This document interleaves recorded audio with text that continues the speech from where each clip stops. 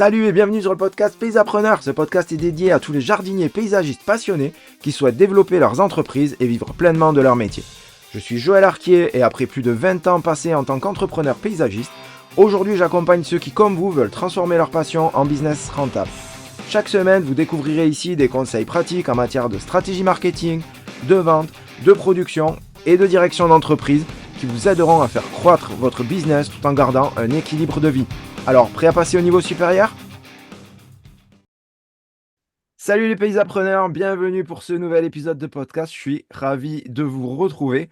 Alors aujourd'hui, j'ai l'immense plaisir de recevoir Stéphane et Joseph Salut. du Prisme qui sont avec nous. Salut les gars.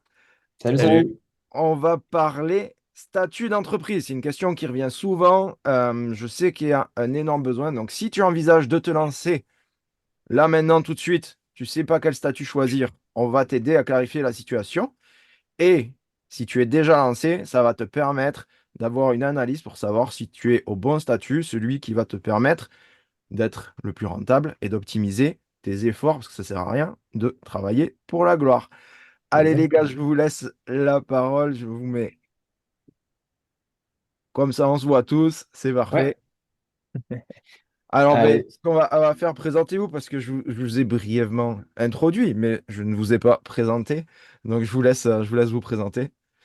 Ouais. Eh ben écoute, allez, je prends la main. Je prends la main. Vas-y. Jo n'est pas très bavard aujourd'hui, donc je Vas-y, commence. vas-y. Euh, Moi, c'est Stephen. Donc je suis co-gérant forcément du Prisme. On s'occupe, nous, de tout ce qui est création de société. Et moi, je suis plus sur la partie, on va dire, premier conseil, vraiment la partie commerciale et gestion de la société. Et bah bonjour à tous. Bah merci pour l'invitation, c'est cool. Moi de mon côté, bah pareil, co-gérant du cabinet Le Prisme. Et moi je m'occupe de toute la partie vraiment rédaction des statuts, rédaction de tous les documents annexes, analyse fiscale, conseil en tout ce qui est gestion d'entreprise, etc., etc. Donc moi je vais vraiment post-travail de Stéphane, je vais effectivement m'occuper de m'assurer que les personnes démarrent bien leur société. Excellent. En tout cas, c'est un plaisir de vous avoir. C'est la deuxième Pareil, fois que vous venez Plaisir dans le partagé. podcast. C'est toujours un c'est plaisir. vrai. Vous n'êtes pas avare de conseils et ça, c'est top. Et c'est pour ça que c'est un plaisir de vous recevoir. Ben écoute, je vais te laisser la parole. C'est peut-être Stéphane, on va peut-être Ouais. commencer avec la question que se pose beaucoup, c'est est-ce que je dois monter une micro? Est-ce que je dois monter une entreprise en EI ou est-ce que je dois monter une entreprise avec un capital et des capitaux? Euh, C'est Clarifie-nous tout ça, qui est la question, on va dire, un peu générale que je puisse te poser. Ouais, c'est toujours une grosse question. C'est toujours une très très grosse question. Il faut savoir que la micro, bah, là, subit quand même pas mal de changements. Mm. Euh, on voit qu'il y a alors, c'est pas encore des lois, mais il y a des députés qui pensent à quand même faire pas mal de choses. Et là, il n'y a pas vraiment de notion politique parce qu'à gauche comme à droite, ça demande, enfin, ils demandent des changements en fait sur la micro. On a eu entendu des députés demander à ce que l'activité soit limitée à 2 ans, d'autres qui soient limitées à un plafond. On a eu des hausses sur l'URSSAF. Donc en fait, on voit bien que le micro, c'est un statut qui va devenir de plus en plus, euh, on va dire, léger, en tout cas Ouais, compliqué à utiliser. ouais, Là, c'est complètement sur un domaine différent, mais même tout ce qui est notion de Airbnb, donc qui est assimilé en fait, hein, c'est de la LMNP. ouais, Là, ouais. ça subit des gros changements. Donc tout ce qui est un peu niche fiscale est en train d'être revu. Alors, Donc, juste, est-ce qu'on peut faire l'aparté, puisque on a ouais, beaucoup de paysagistes, jardiniers et arboristes qui dépendent de la MSA. ouais, Donc, on va continuer à parler micro parce que c'est le plus simple et que c'est l'équivalent entre la MSA et l'URSSAF, c'est exactement la même chose.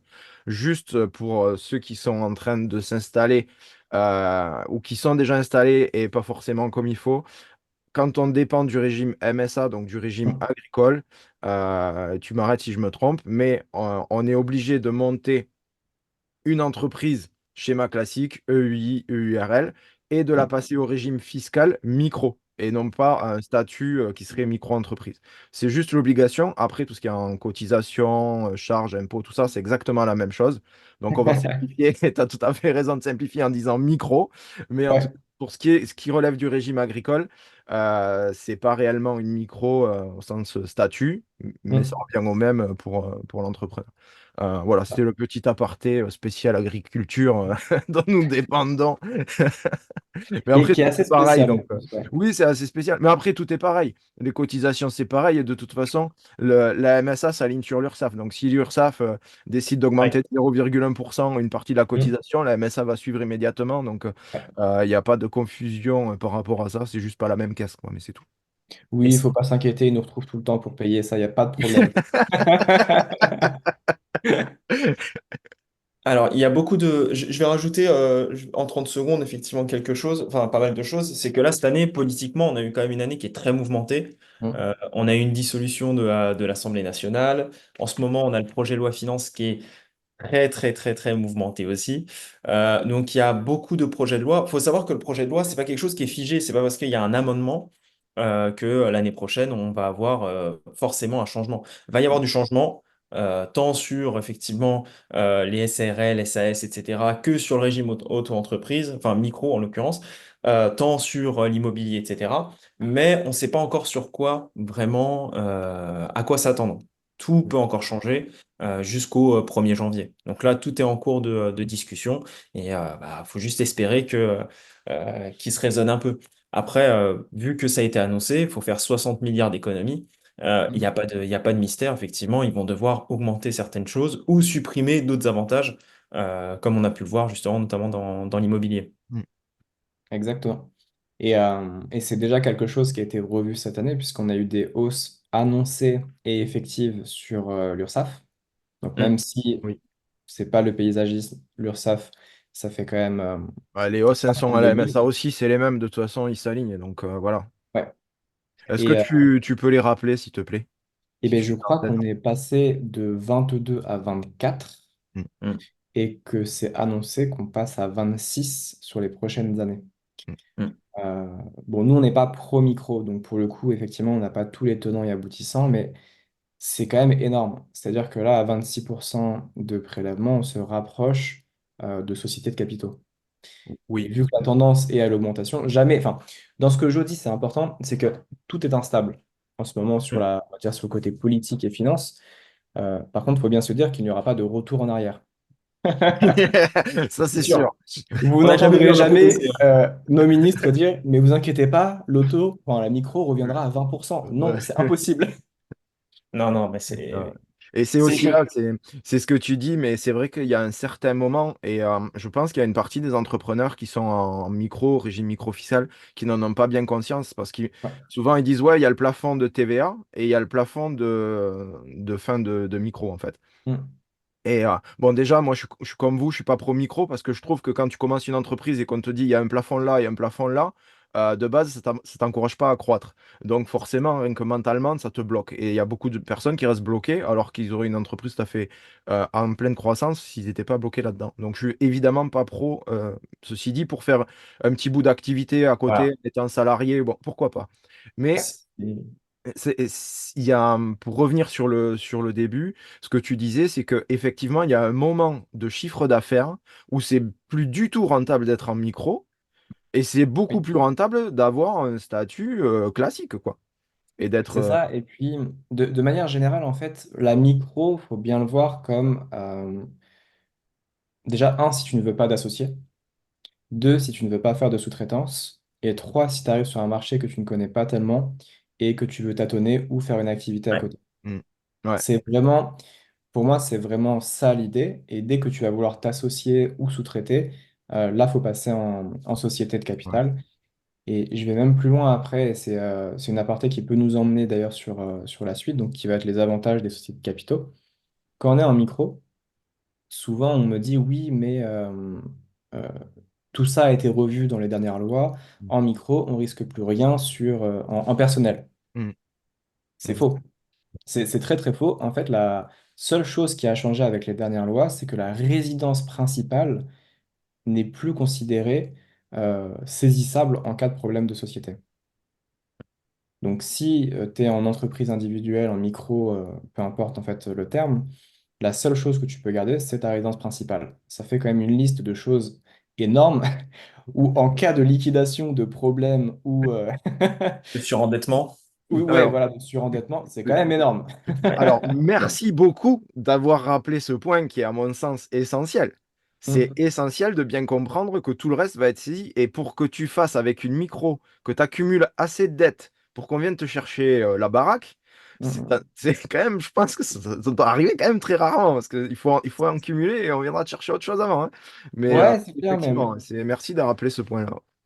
ça peut aller super vite et finalement, tu te rends compte que tu n'es quand même pas assez protégé.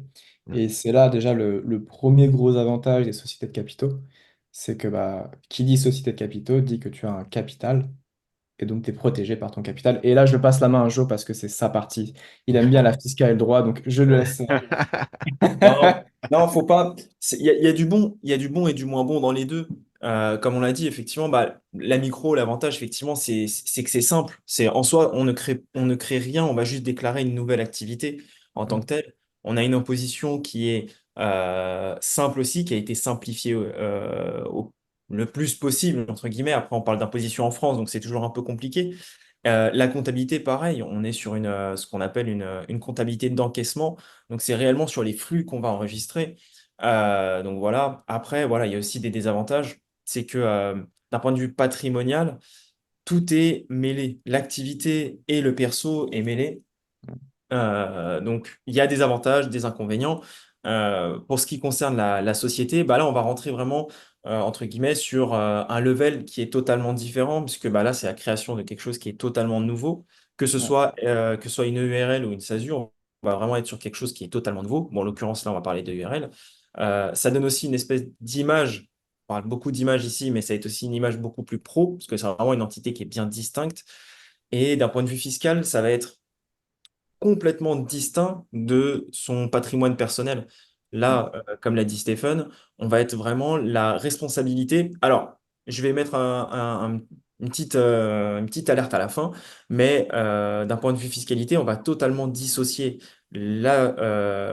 l'imposition de la société et l'imposition de l'entrepreneur, sauf en ouais, cas de caution personnelle sur un financement.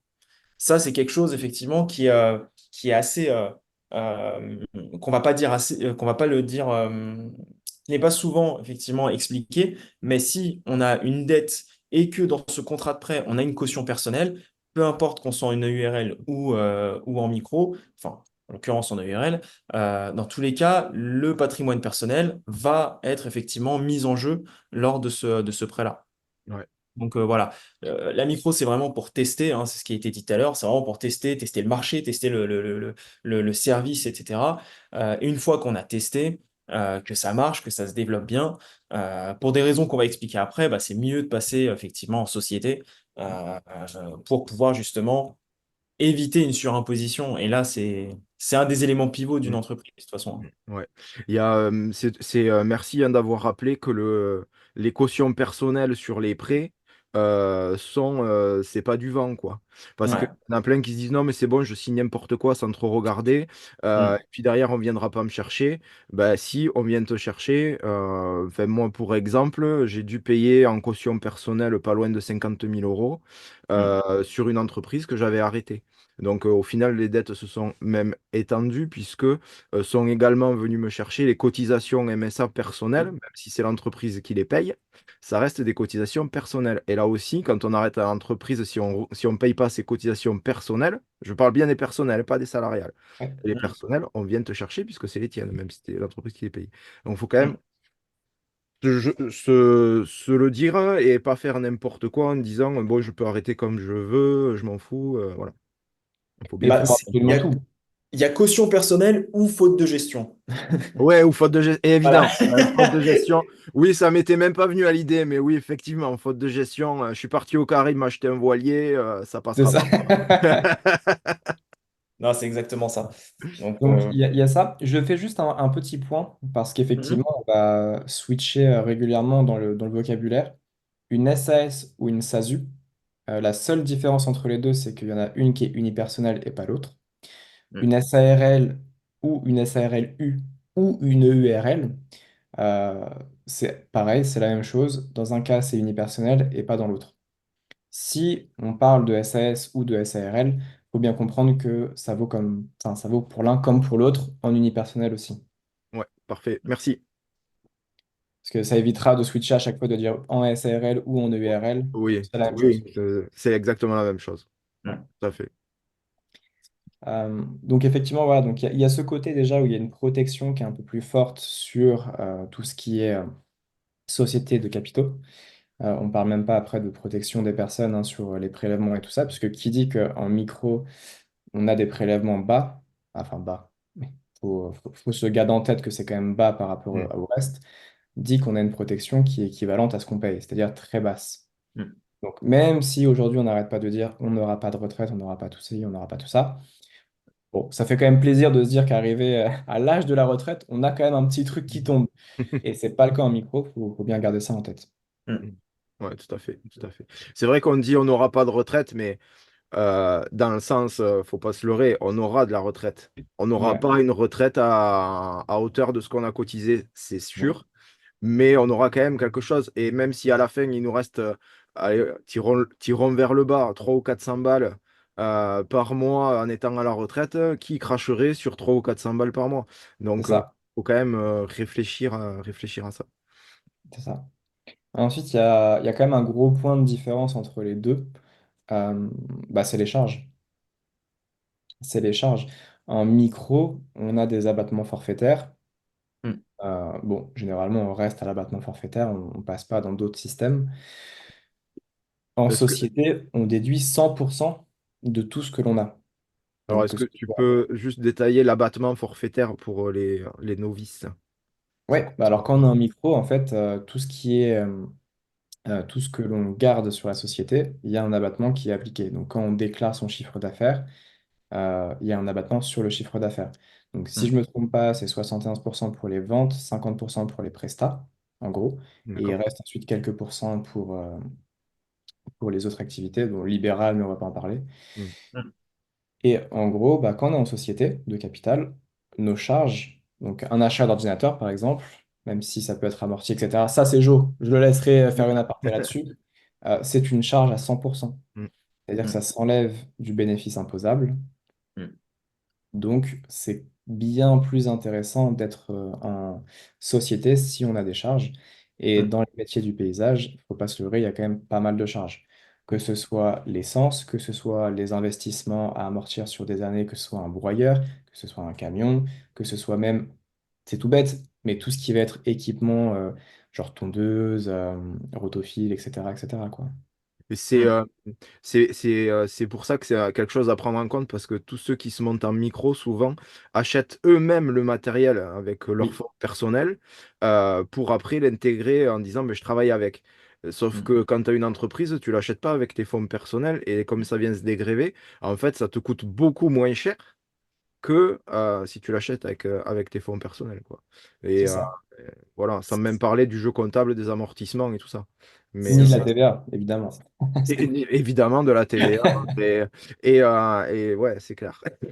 Ça, on parle même pas. Non, c'est deux méthodes qui sont totalement différentes et, euh, et c'est pour ça que, en général, quand on a des prestations de services qui nécessitent quand même pas mal de matériel au préalable, hein, bah, votre activité, c'est typiquement ça, bah, effectivement, la société va venir vite, enfin, vite devenir intéressante parce que bah, dans un cas, bon, bah, tu vas toucher, je vais dire une bêtise, hein, 10 000 euros. Voilà, tu vends pour 10 000 euros. Bah, effectivement, tu as un abattement de 50%. Le revenu taxable, il va être effectivement de 5 000 en l'occurrence, alors que sur une société classique, tu vas avoir ces mêmes 10 000 euros. Bon, bah, tu vas avoir ton comptable, tu vas avoir les frais bancaires, tu Mm. vas effectivement avoir des déplacements, tu vas acheter du matériel. Donc, tu vas probablement arriver au-delà de ces 50% d'abattement. En société, imaginons effectivement que tu en es pour 7 000 euros tout au total, bah, en fait, tu vas être imposé uniquement sur les 3 000 euros restants Mm. et non pas sur un abattement qui est forfaitaire. Bon, l'abattement, c'est quelque chose qui existe partout, hein. Chez les salariés, bon, bah, c'est 10%. Quand tu loues un appartement, c'est pareil, c'est entre 50 et 70% en fonction du régime. Donc voilà, c'est quelque chose qui est intéressant, sauf si ton activité nécessite quand même des frais qui sont conséquents. Voilà, bon, si c'est, je vais te dire, si c'était pour nous, si j'étais tout seul, bon, bah, en réalité, hormis un ordinateur, j'ai pas besoin. Ouais. Vous, effectivement, c'est une activité qui nécessite beaucoup de main-d'œuvre, donc il y a quand même des frais qui sont pas négligeables. Ouais, il y a des achats. Rien que tu veux te lancer, tu vas acheter une petite camionnette, une remorque, Ça, une c'est ça. tondeuse, un rotophile, un souffleur. Tu arrives vite, même en prenant de l'occasion, ce qu'il faut pas faire, on est d'accord. Mais bon, ça part sur de l'occasion. En partant même sur de l'occasion pour aller tirer les prix vers le bas, tu t'en sors quand même entre 15 et 20 000 euros à peu près d'investissement au début. Allez, voyons les Mm, choses à la baisse, mais 15 000 euros pour avoir un matériel à peu près propre. mm. Ben, voilà, tout ça, ça sort soit de ta poche, soit de la poche d'une entreprise sur laquelle tu n'es pas du tout taxé. Enfin, voilà, Ah, c'est ça. le calcul est vite fait. Et pendant que vous parliez, je pensais à autre chose par rapport aux aides au lancement, Mm. Acre, etc. Je ne sais plus comment ça s'appelle encore comme ça. Ouais. Euh, Est-ce que si on fait le comparatif micro et entreprise, on va dire classique, EI, enfin URL, SAS, est-ce que ça vaut le coup du coup d'être en micro? Parce que l'abattement, au bout d'un moment, une fois enfin l'abattement, pardon, les aides, une fois qu'elles ont été utilisées, on ne peut pas les réutiliser. Euh, alors, c'est tout à fait vrai. Il y a, à mes yeux, là c'est strictement personnel, il n'y a pas d'intérêt à être en micro lorsqu'on se fait une reconversion, en tout cas qu'on peut bénéficier des aides, soit à la reprise d'emploi, soit à la reprise, peu importe, de société. Pour la simple et bonne raison que en micro, notre bénéfice, c'est notre chiffre d'affaires, moins l'abattement. Ok, on vient d'en parler. Ce qui veut dire que si vous êtes payé mensuellement, enfin, on va dire alloué Un mensuellement, revenu, ouais. bah, en fait, forcément, vous allez perdre, enfin, vous allez perdre votre chômage. En tout cas, ça sera décalé dans le temps. Et il faut savoir que le chômage nivelle ce que vous gagnez. Donc, si vous gagnez, si par exemple le chômage vous dit vous gagnez 1500 euros, que vous touchez 1000 euros de vos clients en micro, bah, le chômage ne va pas vous dire OK, on vous donne 1500 balles. Non, ils vont vous dire on vous donne 500 balles. Et les 1000 prochains sont reversés plus tard. Ce qui veut dire qu'en fait, euh, vous allez tout le temps galérer. En fait, c'est le mot, on galère tout le temps. Parce que au départ, c'est très très dur d'aller chercher forcément ses premiers clients, etc., etc. Même dès qu'on va aller choper ses premiers clients, bah, directement, en fait, on va juste perdre sa presta France Travail. J'allais dire Pôle emploi, mais ça, c'est Ouais. l'ancien terme, on est vieux maintenant. La NPE, la NPE. La NPE, ouais. Ouais,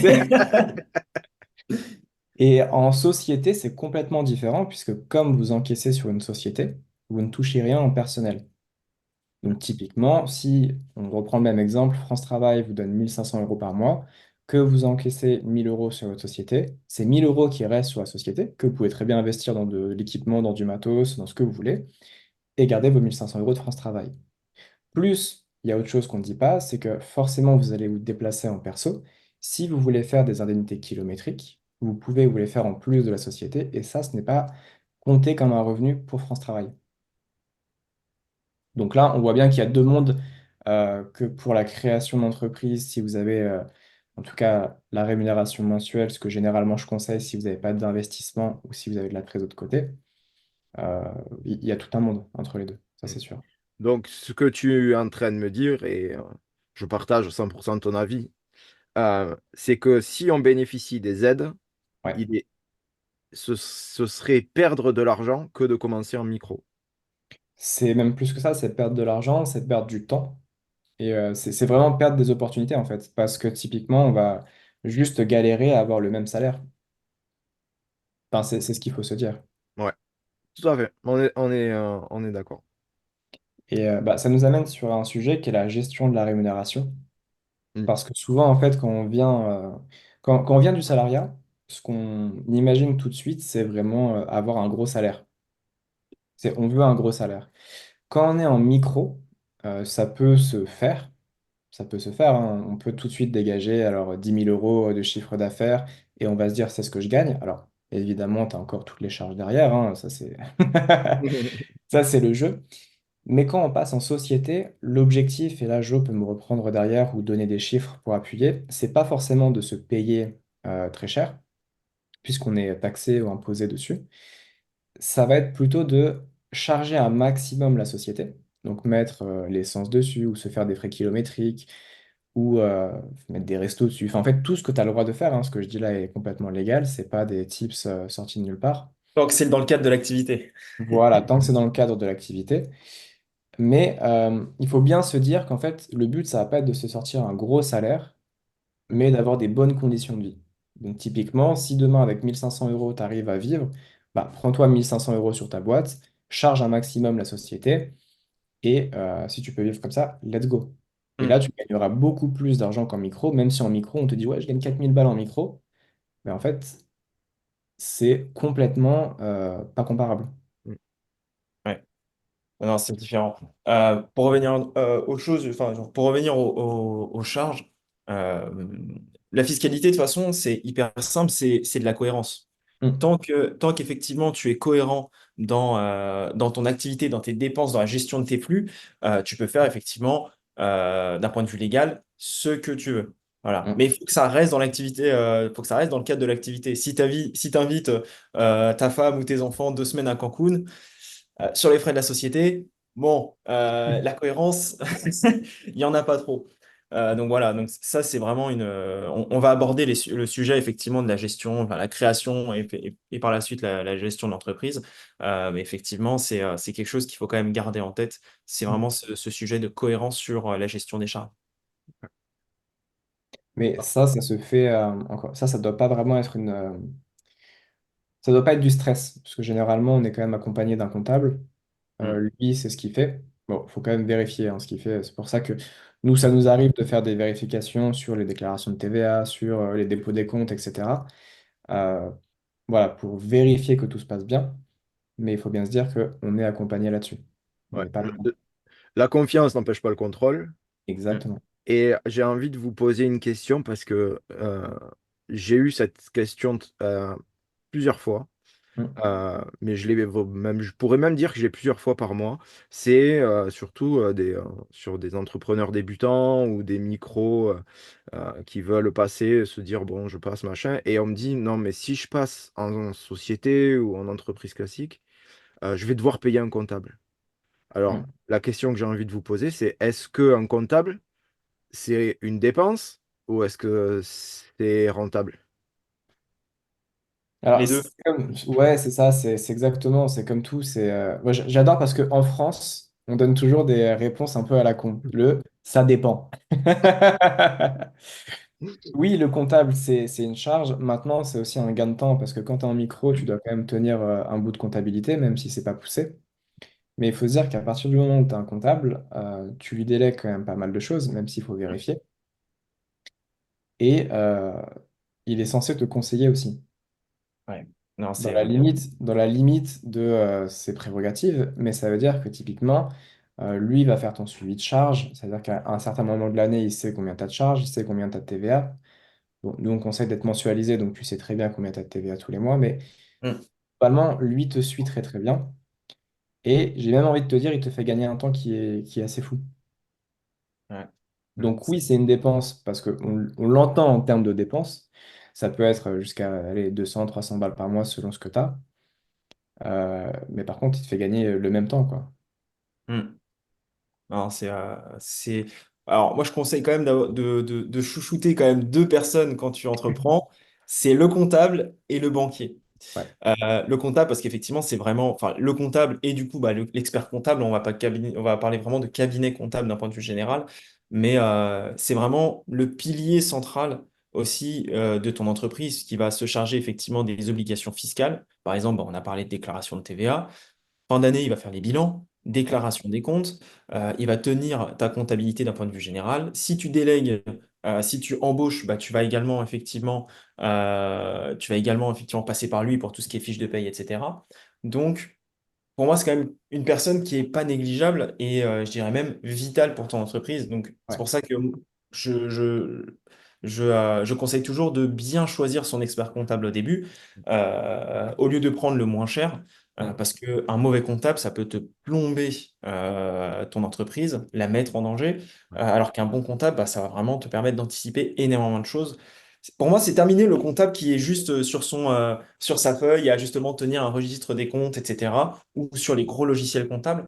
Maintenant, ça a quand même vachement évolué. Ils sont, avec toute la technologie qu'on a, notamment l'IA qui vient en force maintenant sur le marché, bah, en fait, c'est vraiment un métier qui est plus devenu du conseil que vraiment de la tenue comptable pure et dure.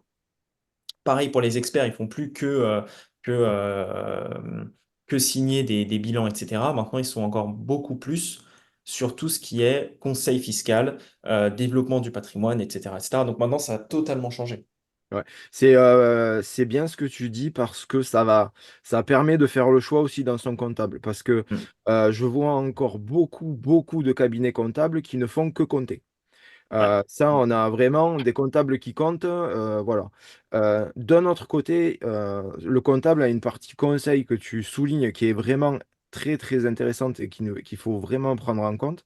Par Mm. contre, il faut, quand tu écoutes les conseils de ton comptable, moi, ce que j'ai remarqué avec le temps, c'est que le comptable, il ne connaît pas ton entreprise si ce n'est par les chiffres. Donc, son intervention, elle est intéressante et intelligente Mm. parce qu'elle vient des chiffres, mais par contre, elle ne vient que des chiffres.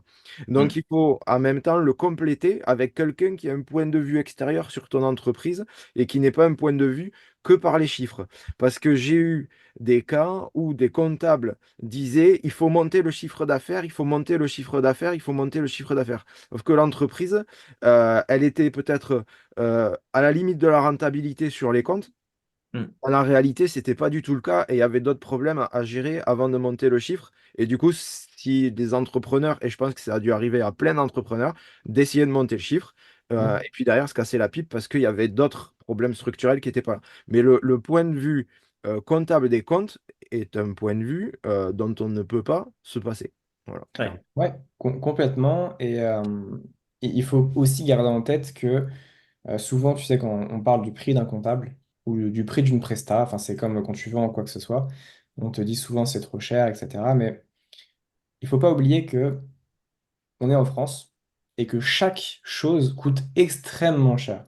C'est-à-dire, demain, tu fais pas ton dépôt des comptes, c'est 1 500 euros. Tu oublies une déclaration de TVA, tu oublies quelque chose, c'est amendable. En fait, on est très sur la punition.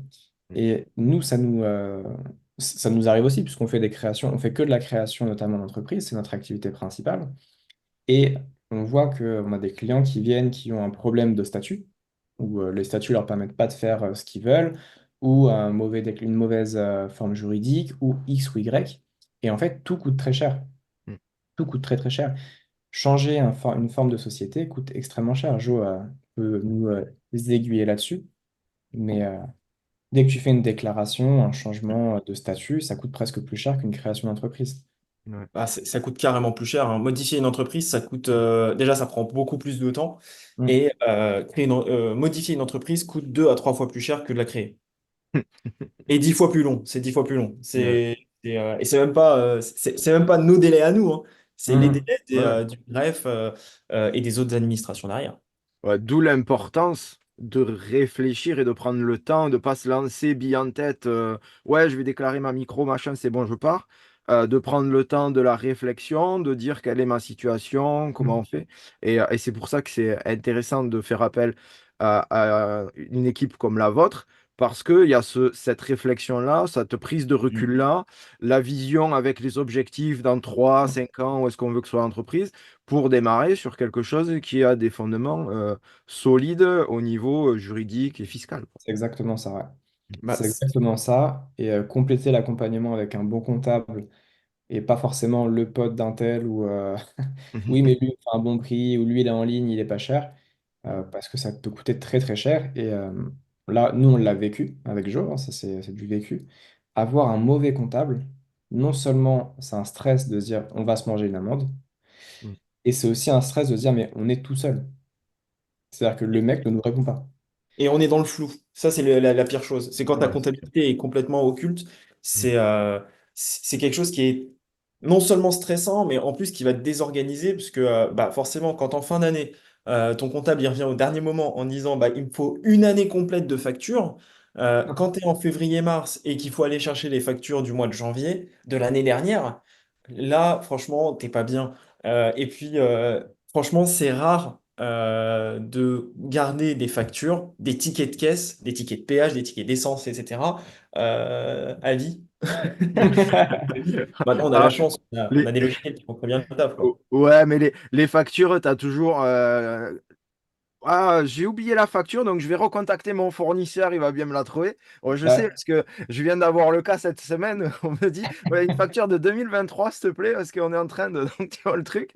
Ouais, ça se récupère. Par contre, alors, comme tu disais, hein, les tickets de caisse, les petites bouts de facture qu'on a mis dans le portefeuille Ouais. parce qu'on a été à Brico Dépôt et qu'on a Ça. acheté le truc, on l'a mis au fond du portefeuille. Ça a bien frotté, le papier est bien blanc déjà, donc forcément, voilà. Même l'encre ne tient pas. C'est ça, même l'encre, elle veut pas. Et donc, ouais, effectivement, ça demande. Faut faire attention, faut le suivre, tout à fait. Mm, mm, mm. Et Mais c'est bon, bien ce que vous dites parce que on s'aperçoit dans ce qui transparaît dans ce que vous dites que à quoi on différencie un bon comptable d'un mauvais comptable, en gros, c'est dans les échanges, quoi. Est-ce Ouais, que bien sûr. est-ce qu'on a un échange régulier, ouvert et clair surtout, et pas parce que souvent le côté comptable, enfin, il y a un côté un peu opaque, quoi, où on ne sait pas trop ce qu'il farfouille et puis à la fin de l'année, on s'en aperçoit quand il nous prend le bilan, quoi. Ça, c'est pas génial.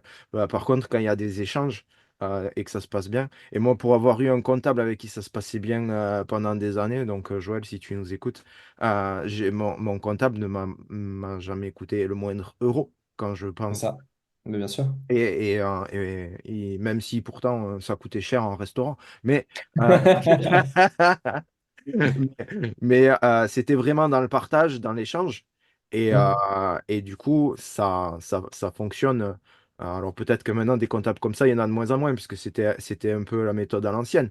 Mais franchement, c'était dans un échange complet et on pouvait dire, ah ben ouais, mais quand il y avait une erreur ou quand il y avait, ben, comme c'était dans la discussion et dans le partage, il n'y a jamais eu de problème majeur, on va dire, qui ont eu un effet néfaste sur l'entreprise, quoi. C'est ça. Mm. Exactement.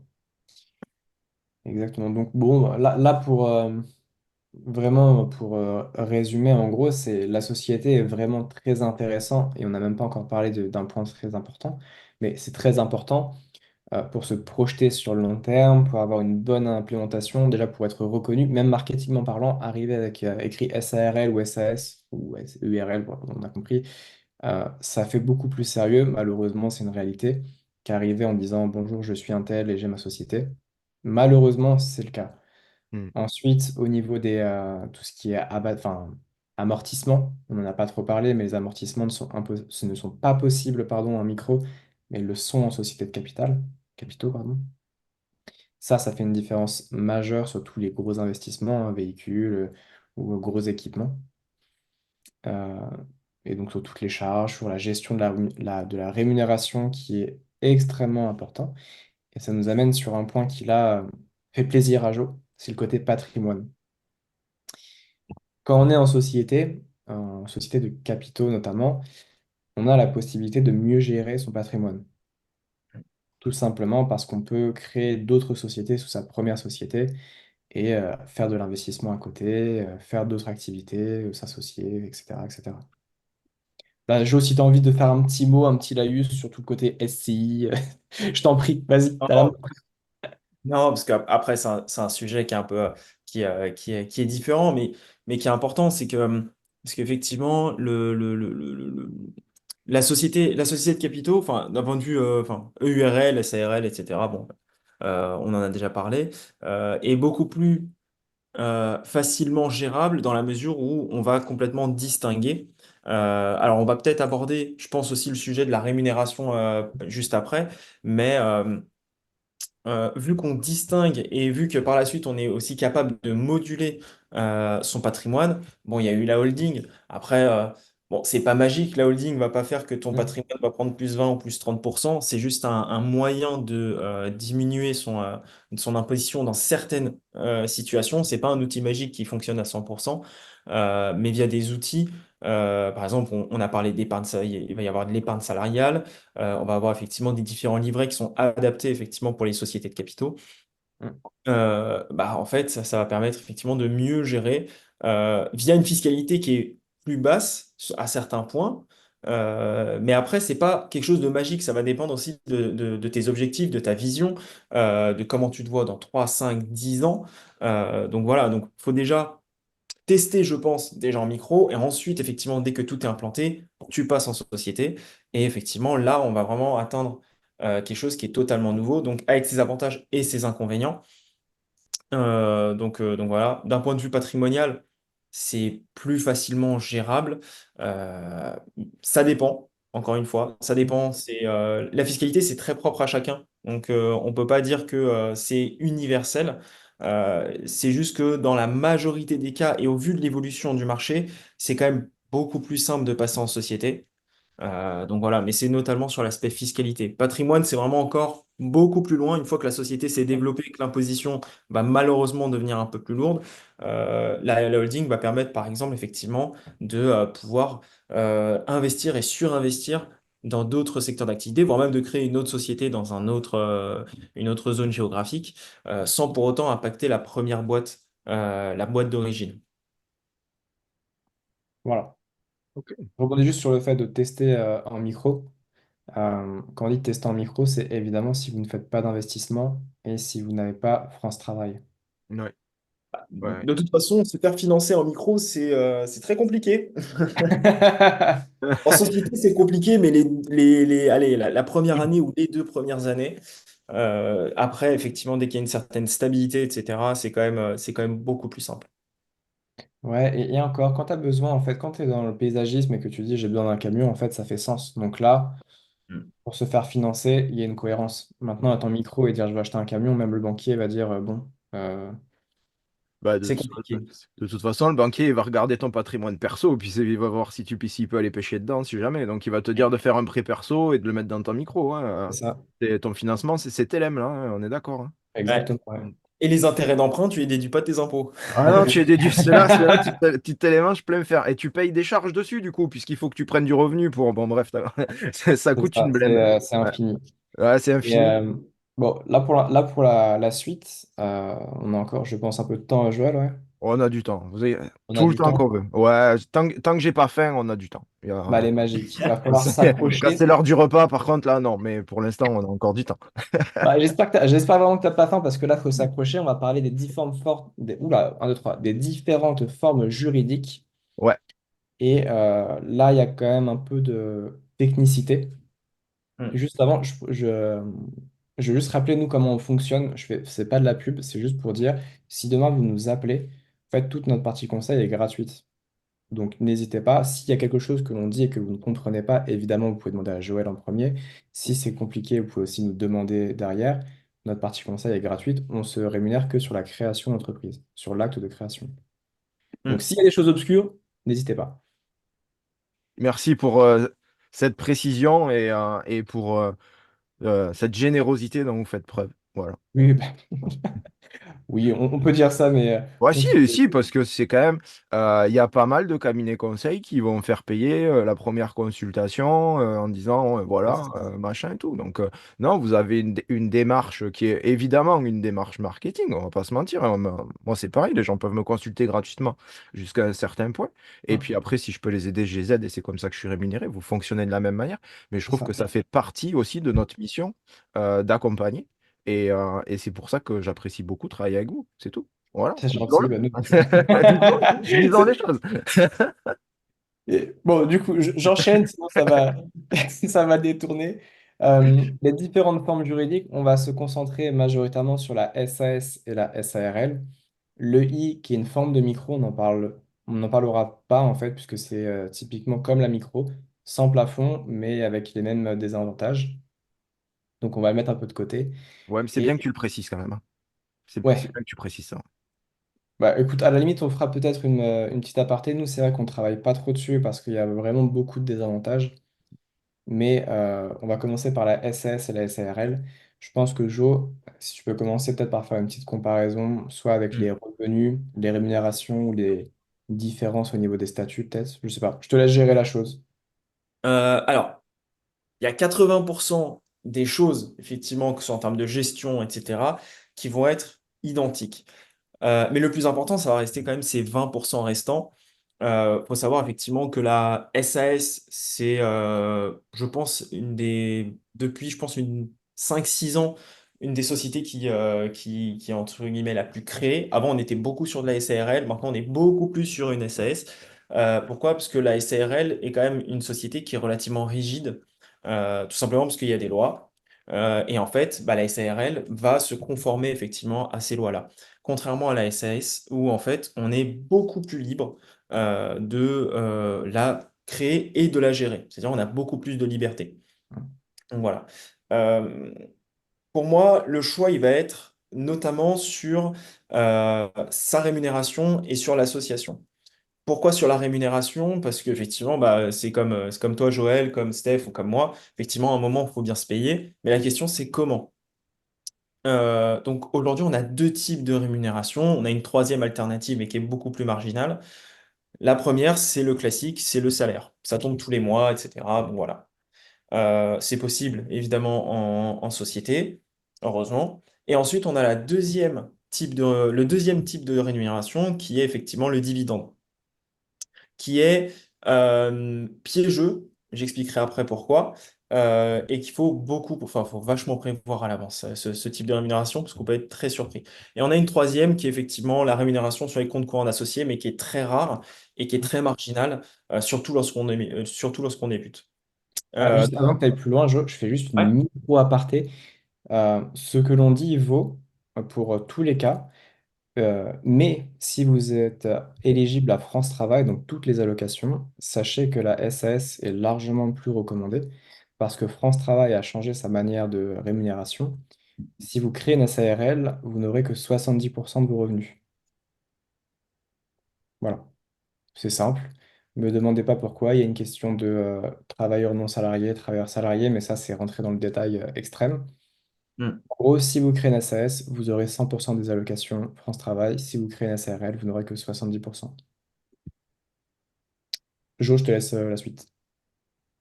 Alors, sur la rémunération, effectivement, donc, dans un premier temps, il faut distinguer la SAS, la SARL, qui sont très différentes sur ça, dans la mesure où, dans une SARL et URL, si vous êtes associé majoritaire, dirigeant majoritaire en l'occurrence, si vous êtes dirigeant et associé majoritaire ou unique, c'est la même chose, hein. Si vous êtes unique, vous avez la majorité, c'est logique. Et ben, si vous vous rémunérez, vous serez taxé à peu près 45%. C'est une moyenne en SARL. En SAS, c'est 80%. Après, Stéphane, tu as dit quelque chose qui était intéressant et qui est parfaitement vrai ici, c'est qu'en fait, la cotisation est plus élevée en SAS. Pourquoi? Parce qu'effectivement, vous êtes aussi beaucoup mieux protégé derrière. Donc voilà, il n'y a rien sans rien. Ils ont pas.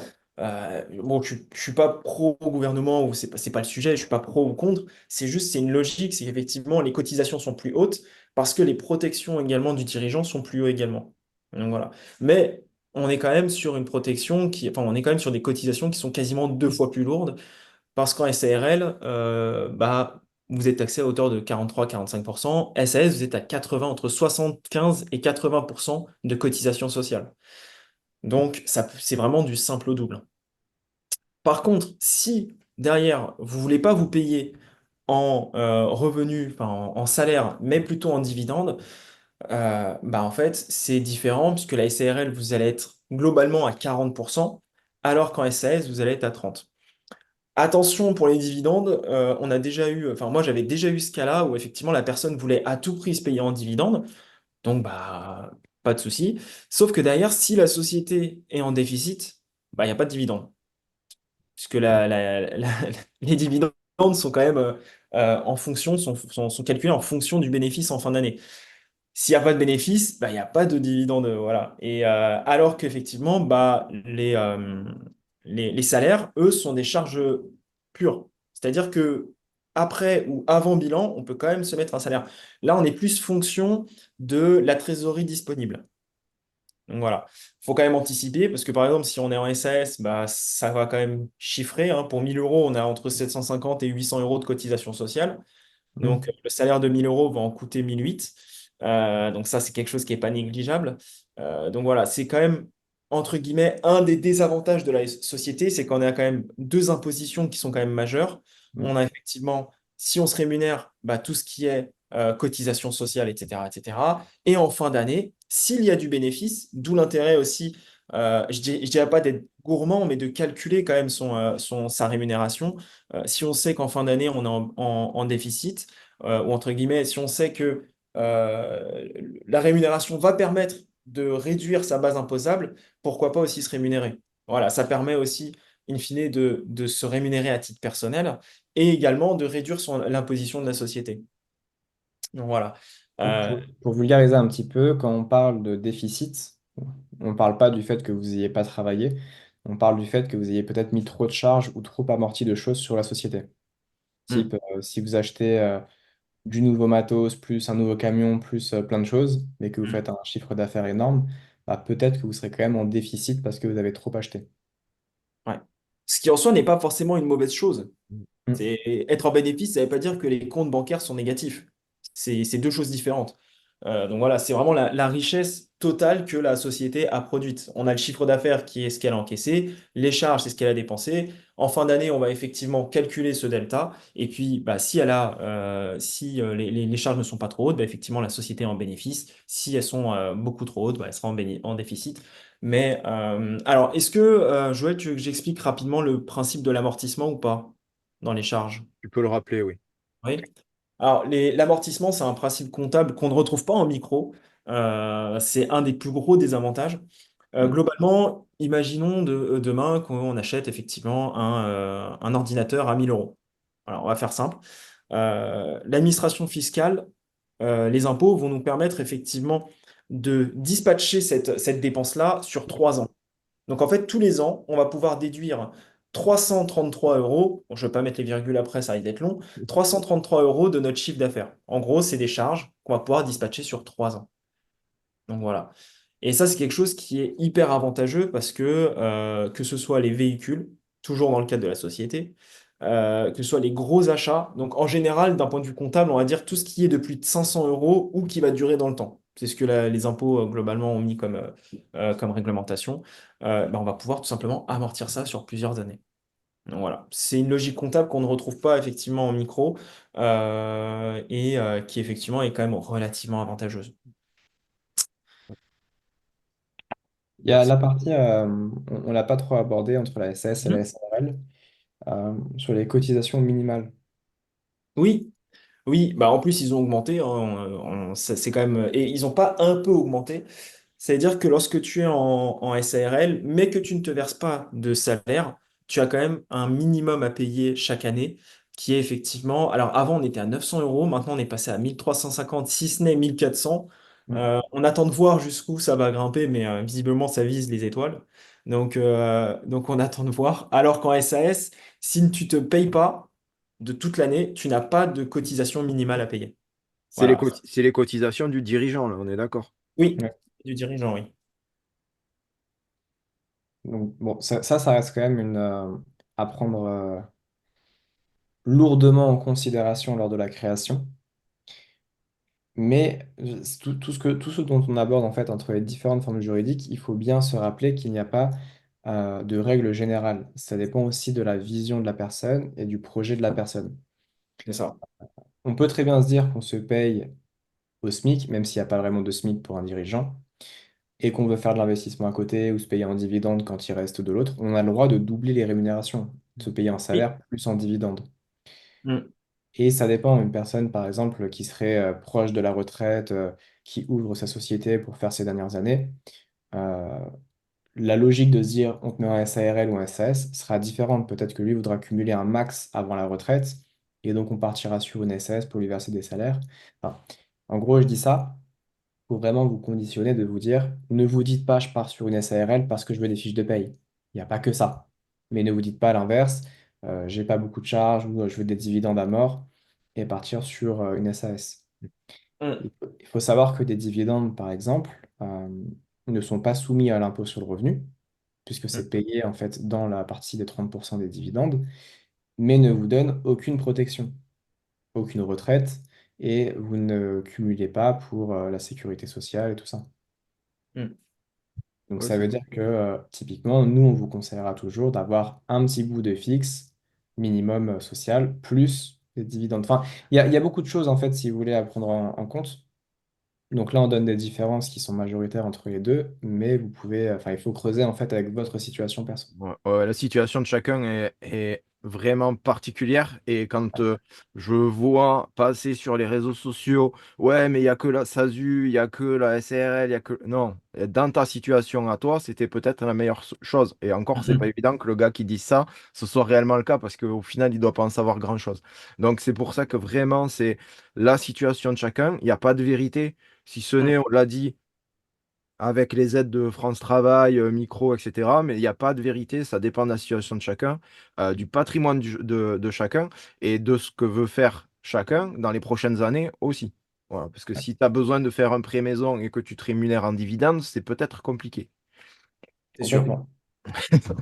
Ouais, c'est d'où la notion de chacun à son parcours. On a eu des clients jusqu'à maintenant qui avaient des parcours extrêmement différents. On a Mm. accompagné des gens qui nous ont dit, enfin, je veux être en SAS et me payer un minimum. D'autres qui m'ont dit, je veux des gros fiches de paye.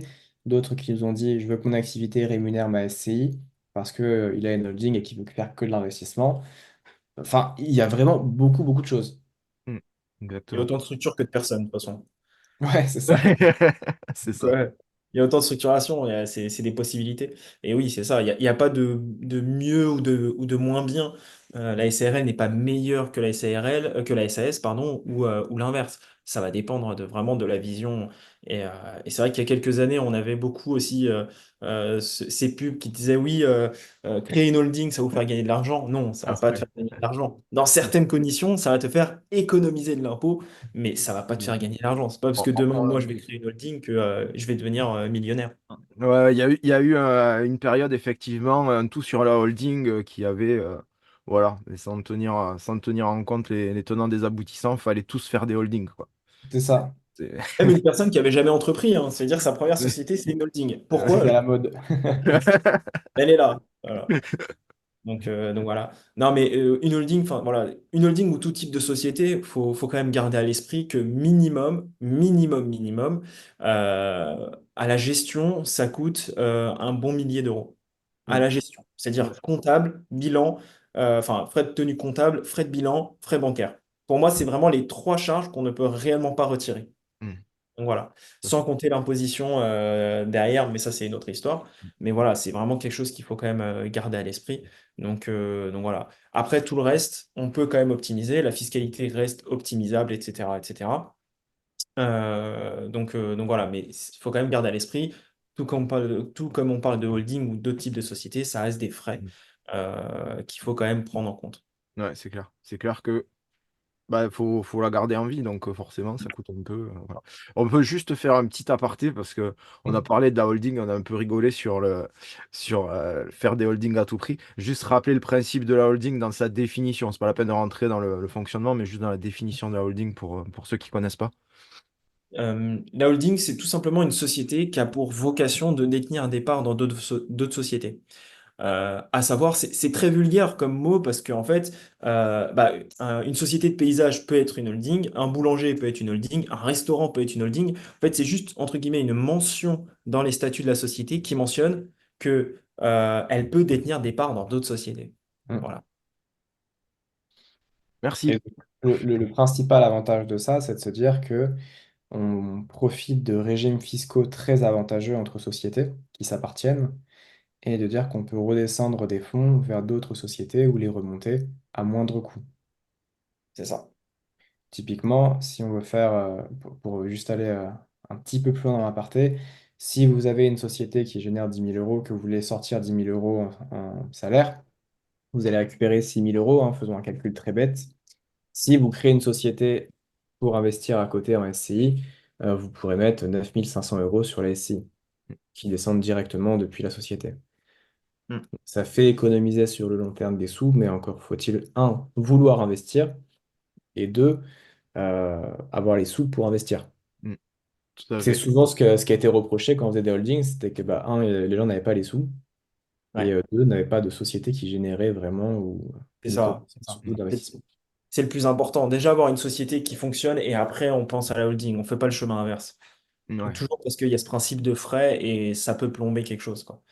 Ouais, mieux vaut mettre ces 1000 euros dans du matos, je sais pas, bah, de la com ou d'autres choses comme ça, plutôt que dans une holding au tout début. Mais oui, Ouais, puis c'est 1000 € qui servent à rien, quoi. Si on l'utilise pas, ça sert à rien. c'est exactement ça. On passe- Soyons pragmatiques sur le truc. C'est sûr, c'est sûr, c'est sûr. OK.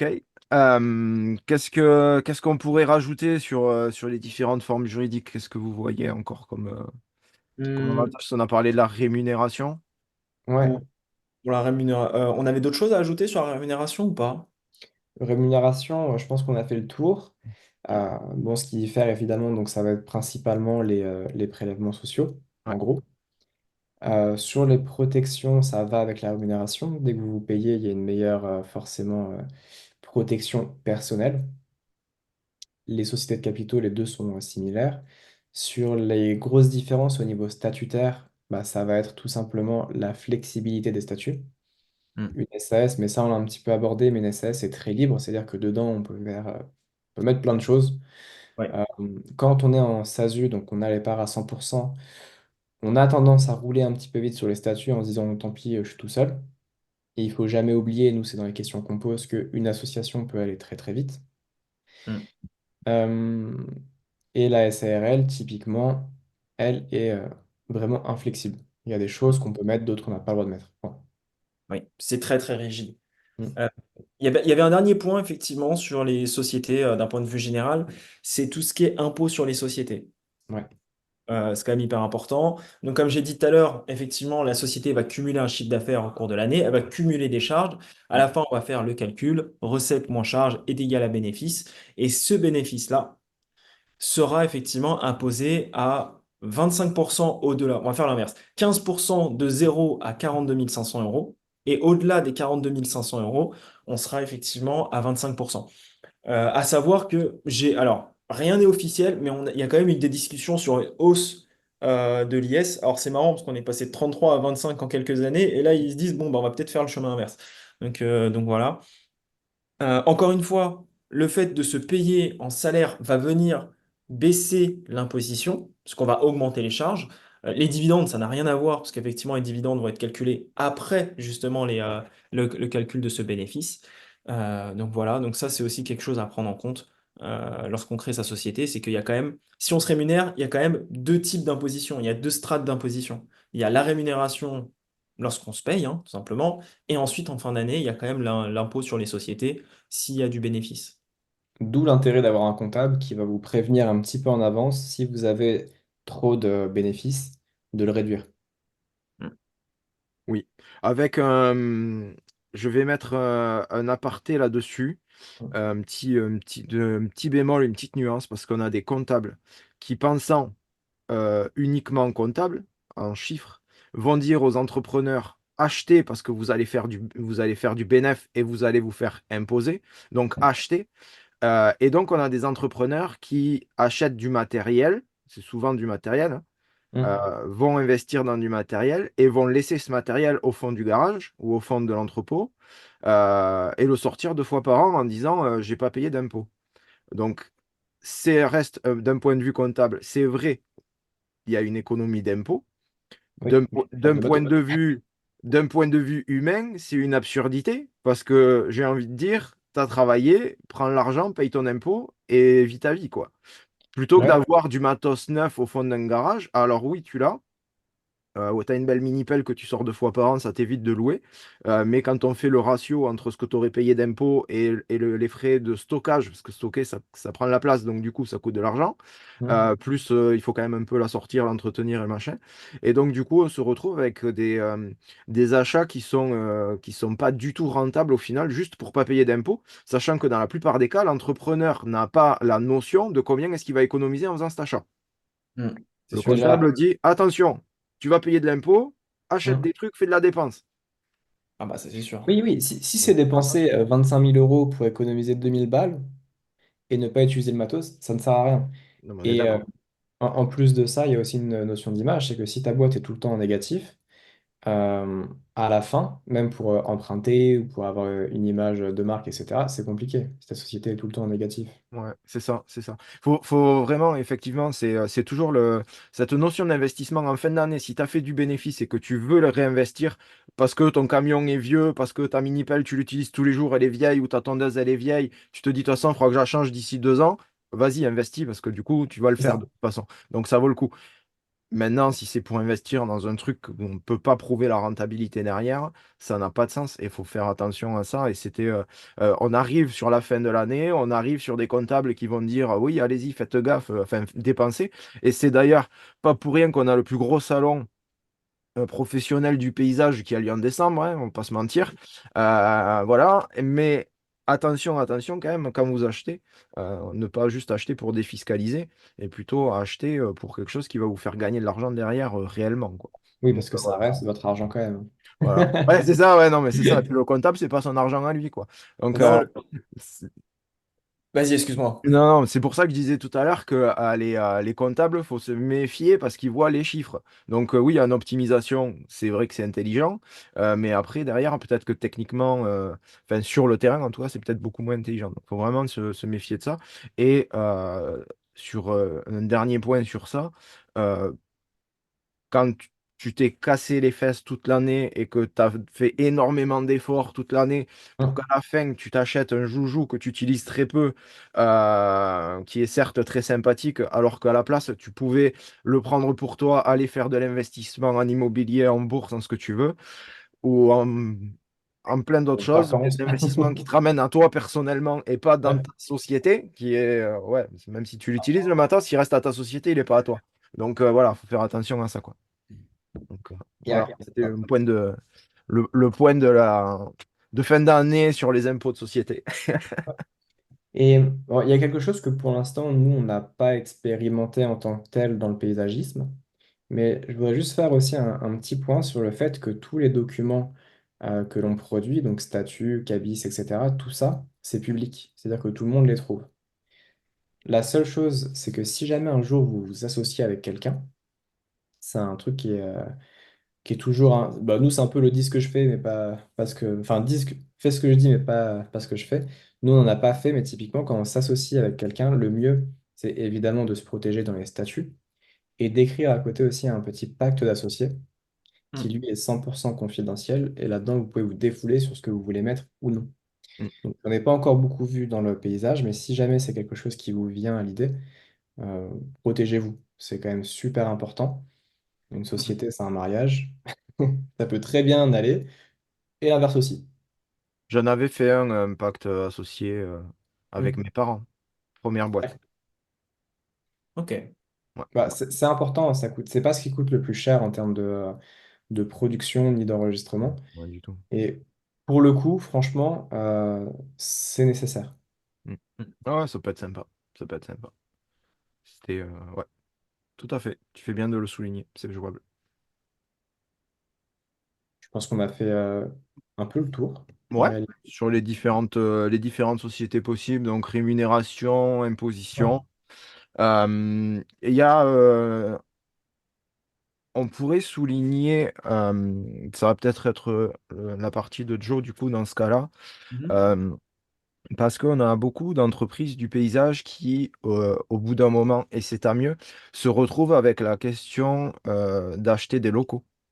Mhm. Parce que ben voilà, il faut bien stocker quelque part, voilà, l'entreprise grossit, donc le petit garage, ça va bien, mais après, on va acheter des locaux ou de la terre agricole et faire construire un local dessus, mais là, c'est une particularité autre.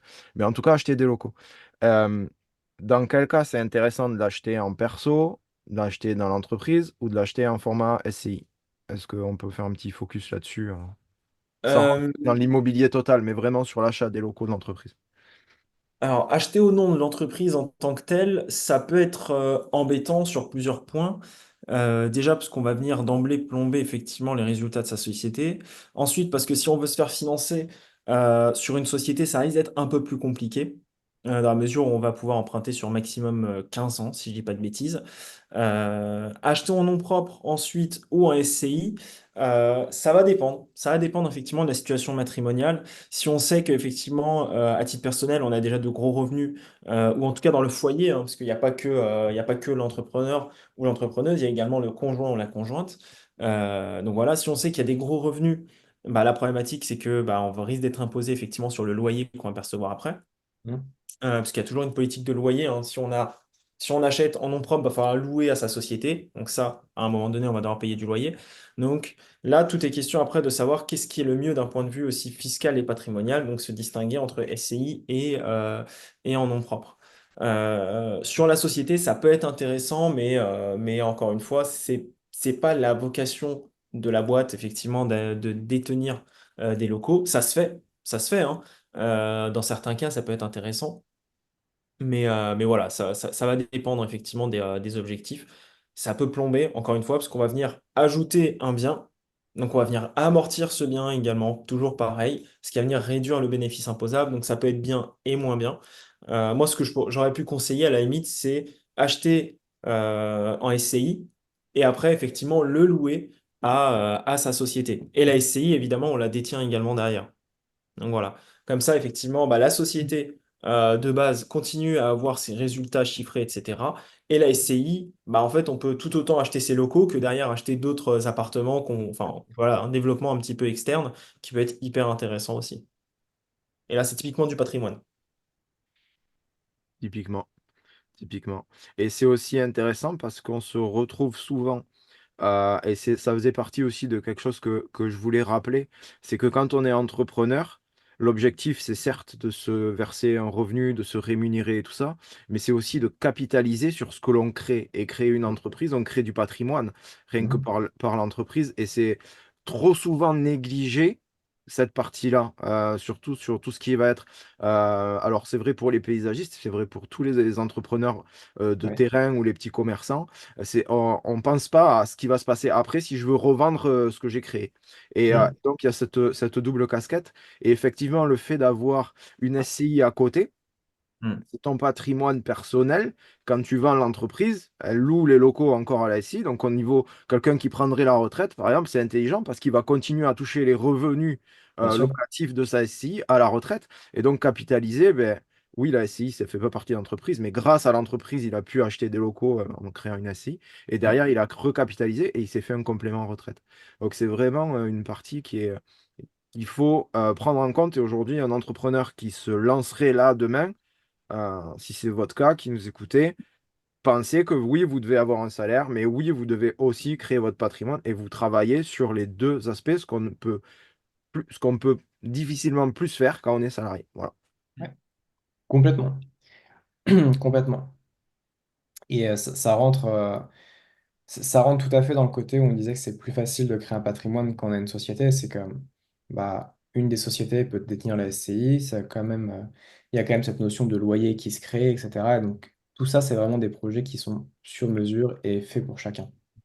Mm. Exactement, exactement. Donc on en revient, l'objectif de vie, etc., la situation de départ, tout ça. C'est Et, ça. et puis je dirais en plus, là juste pour rebondir, c'est encore plus intelligent d'avoir séparé ses locaux de son entreprise.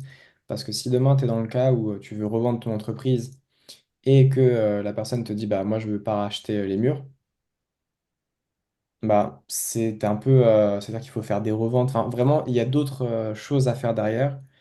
Il y a vraiment pas mal de trucs à faire. Ouais. Pas mal de démarches plutôt, on va dire, que des trucs à faire. Alors que si c'est séparé dès le départ, c'est beaucoup plus simple. Ouais, Mm. Exactement. tu le reloues et puis c'est fini quoi. Ouais, c'est ça, exactement. Bah écoutez, parfait. Est-ce que vous voyez autre chose à rajouter?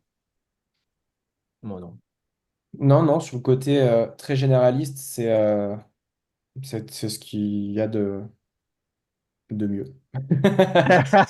Je pense. Je pense que là, on a fait ce qu'on pouvait. J'avoue, là, ça commence à beaucoup. Autocongratulation de la fin, merci. Non, j'avoue qu'après, ça commence à retomber. Là, il y a tout ça, c'est d'autres sujets. Bon, Essayez de pas de souci. réfléchir. Moi, j'ai envie de vous poser une dernière question. C'est Ouais. comment est-ce qu'on fait si moi je veux créer ma boîte, comment est-ce que je fais? Ou si je me suis rendu compte après ce qu'on vient de dire que peut-être j'ai une entreprise là aujourd'hui qui est sous une certaine forme et peut-être que je peux optimiser ce que j'ai déjà pour économiser de l'impôt, pour gagner un petit peu plus. Comment Ouais. est-ce que je fais pour vous contacter? Et bien, tous les moyens, même les signaux de fumée, ça fonctionne. On répond tout le temps. Non, Ça- en même temps, vous couvrez la France, on est d'accord. Il y en a un au nord, ouais. un au sud, on est d'accord. On couvre toute la France, tout, pas que l'Hexagone, toute la France, tout est régi par le droit français, pas encore étranger. Pour le coup, pour nous contacter, c'est soit par téléphone, soit sur notre site. Pareil, on a une fiche de contact ou une prise de rendez-vous via Calendly. Il y a notre agenda dessus. Soit sur les différents réseaux sociaux. Ça marche. Instagram, on est dessus, LinkedIn, on est dessus. On va même être sur TikTok pour dire, on est partout. Mais oui, bien sûr, il faut être partout. Ce qu'on va faire, c'est que je vais mettre en dessous de la vidéo, pour ceux qui nous regardent en vidéo et pour ceux qui nous écoutent en podcast, en dessous de la Ouais, vidéo, dans le descriptif du podcast, je mettrai le lien pour qu'on puisse vous contacter c'est depuis gentil, votre merci. site, votre site internet et avoir accès à votre agenda en ligne pour pouvoir prendre un rendez-vous avec vous, une première prise de contact pour voir euh, Mm, si ça match. Parce que voilà, des fois, ça carrément, match pas. avec plaisir. Et puis, bah, si ça match, que vous puissiez aider un maximum d'entrepreneurs paysagistes à avoir des entreprises rentables. Il Et en faut. ce sens-là, on partage une mission commune. C'est Et c'est ça. pour ça qu'on fait ce genre d'épisode. Je tiens tout particulièrement à vous remercier. Vous avez super bien animé ça. Vous avez été clair pour tous ceux qui étaient novices. Et surtout, si quelqu'un a une question parce que ça n'a pas été clair, Mm. euh, faites un commentaire sous la vidéo, dans le podcast.